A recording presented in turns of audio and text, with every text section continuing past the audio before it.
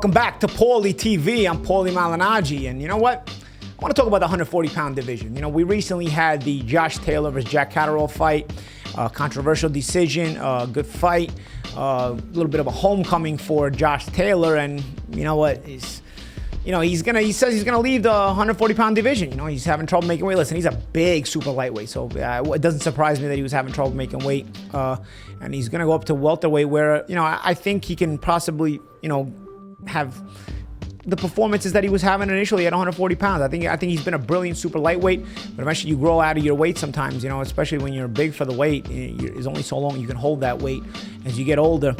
And I look forward to watching Josh Taylor at 147 pounds. But after that fight, a lot of question marks regarding Jack Catterall, who everybody was really impressed with and has been getting stellar reviews from a lot of people, including myself. I thought Catterall actually won that fight. But regardless of what you think, you have to be impressed with the effort he put into the fight. And it started to make me think, is the 140-pound division becoming the new 135-pound division? Where 135 pounds, people are talking about it and people are excited about it, but you're starting to see a little bit of shift going on here. And I'm starting to feel like the 140-pound division is the new division where there's a lot of talent and a lot of eyeballs and a lot of curiosities about potential matchups. There's, you've got some really good fighters. We're talking about fighters moving up in weight. Josh Taylor may be leaving, but who's coming to join is Teofimo Lopez. Teofimo Lopez, the former undisputed lightweight world champion, looks like he's probably going to come up to 140 pounds, and he's considering taking on the super lightweights and trying his hand at achieving a world championship in a second weight class. I definitely think he'll make things exciting, especially with the names that are already there. We got he was recently rumored he was going to fight Jose Zepeda, which is a really good fighter. Zepeda's a top guy who's been in there with I think guys like Ramirez and a few other guys. I think he beat Baranchik actually as well. I think Jose Zepeda has a win over Baranchik. Listen, a good fighter nonetheless. And I was thinking to myself, that's a bit of a tough fight, man. That's a bit of a tough fight to come back with after taking your first L and sort of having to regroup and restart, especially if you're going to start in a new weight class. I think, you could probably go an easier route than Jose Zepeda, who really has been stellar and is a world-class fighter. So I feel like you got to sort of take a balanced approach, and I feel like that's I feel like now that's what they're doing. They're probably not going to make the Zepeda fight in his first fight back at 100, in his first fight back, in his first fight in the 140-pound division, and his first fight back in general.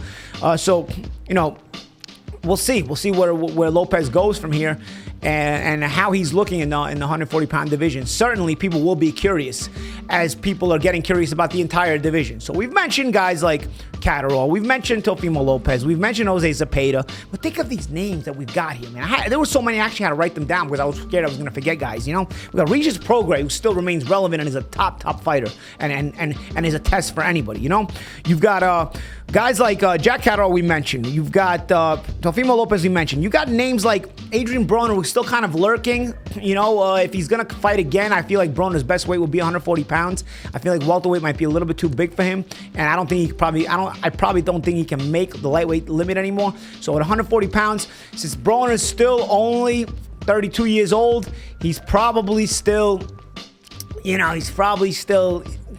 in a position where he can be relevant. He can still fight big fights and maybe even win them if he gets motivated. So you got to mention Adrian Broner in this list as well if you're talking about the 140-pounders. But then you've got a crop of new guys, a crop of guys who are starting to make noise and make headlines and really starting to are probably the guys that are going to start to make this weight class real fun, because those are the guys you haven't heard of yet, or you may have heard of but just a little bit, and they're hungry to knock off the power players, the guys who've already made their name, and these kind of guys are guys like Montana Love, who I've been really impressed with his last couple of fights that I've started to notice him.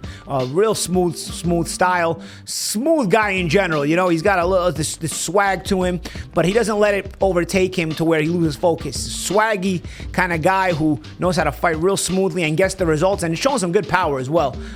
He beat ex-world champion Ivan Baranchik and dropped him in the process. And then I saw him also get a stoppage on the Devin Haney versus Jojo Diaz card. So Montana Love is a guy you've got to keep your eye out for, and he's been really fun to watch and pay attention to. He's got this dog that he walks over to his weigh-ins and to the ring. I mean, he holds the dog into the ring. I think it's a French bulldog, if I'm not mistaken. But nonetheless, still part of his shtick. And I always gravitate more to guys who have a shtick because I always felt like that's a good sales pitch, And so I like that.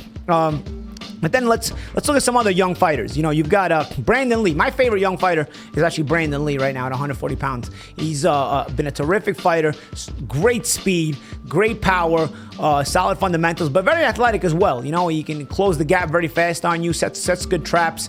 I feel like Brandon Lee is a guy that, for me, like I said, he's probably my favorite out of the young guys at 140 pounds right now. Out of the guys who you may not have heard of, or the guys that are starting to break through and make their names. He's one of my favorite young fighters in boxing overall. And I feel like I'm going to be looking forward to watching more of him. And I feel like if you guys have seen him, you probably agree with me. I think he's got almost all knockout wins. I think he's something like 24-0 with 22 knockouts or something like that. Jimmy, the producer, is going to get me that information. Who was it again? Brandon Lee. So I think that, he's going to make things fun for us as well. And again, you're starting to build up these names, and suddenly, you think of all these potential matchups, 24 now. Yeah, 24. Yeah, 22 knockouts, I believe, right? 22 knockouts. Yeah, and so then you got a couple other guys who I haven't seen fight yet, but my guy Tim Bradley was mentioning this guy the other night, Arnold Barboza Jr., 26-0 with 10 knockouts.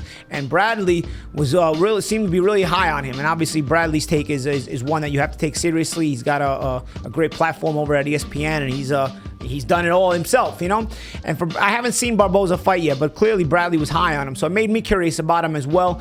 Barboza doesn't have a lot of knockouts, 26-0 with 10 knockouts, but I'll tell you what that does for him, because this is the kind of thing that was working for me.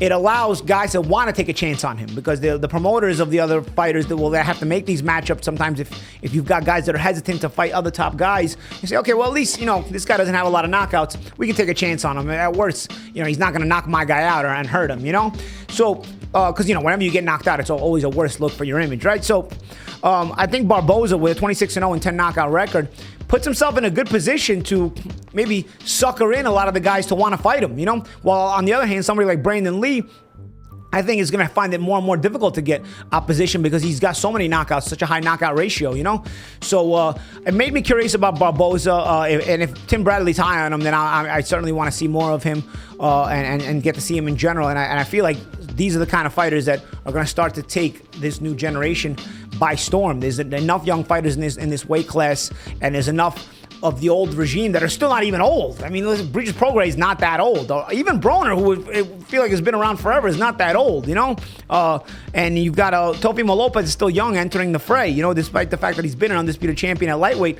he's still very young. So you've got these guys, and they're making it real fun to talk about. You've got what do we got, Jimmy? So what happens once Taylor gives up these belts? Let's say he moves up. Where did the belts go? That's what the belts. Well, everybody knows the belt becomes vacant, and so all of those belts are fought for now by the number 1 and 2 contenders of each of the respective organizations and sanctioning bodies. So in order to unify the titles, there's a big to do that has to be done, and it's very, very hard to unify titles, which is impressive that it's at 140 pounds. It's been done twice in recent times by both Terrence Crawford and Josh Taylor. But it's not that easy to unify title. First of all, it's hard to get those matchups together, and then politics. That's why it's such a gut shot to Catterall. Gets in the way. Yeah, that's why it's such a gut shot to Catterall. When you get a chance to win all 4 at once, it's a terrific chance. Buster Douglas did this with Mike Tyson 30 years ago. He came out of nowhere. At that time, the undisputed title consisted of 3 titles, but nonetheless, you get to win them all at once. You don't have to go through the work of bringing them all together. It's interesting. Actually, Usyk did this recently when he won 3 out of the 4 titles from Anthony Joshua. Canelo was also.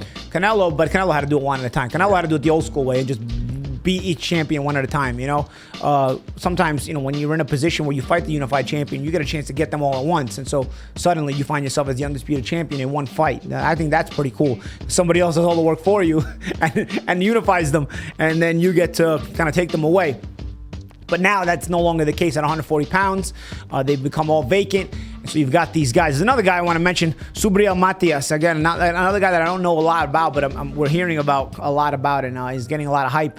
So I want to, it's yet another name to add to the fray. 140 pounds is again, I mean, just with all the names I mentioned, all of them are young. I mean, and even the ones that are not that young are not that old. I mean, early 30s is not that old, you know? So you've got an opportunity here to really explode this weight class with excitement, and fans can really get to look forward to some really good fights, because the thing about a lot of these guys, they still haven't won any championships. It's not just guys like Teofimo, who's an ex-world champion, or even Regis Prograis, who's an ex-world champion. You've also got these fighters that still are hungry to win their first world titles, and they're good. You know, they're expected to win world titles, and they're all in the mix. They're all in the fray. So, I mean, I don't know. I hope that the politics don't get in the way, because there's so many fun matchups that could possibly be made at 140 pounds.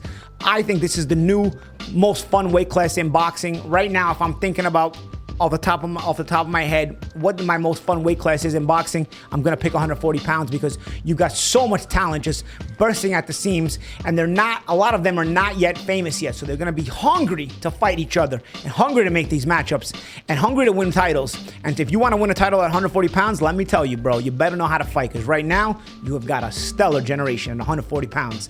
I'm Paulie Malignaggi, and this is Paulie TV. Like, subscribe, comment.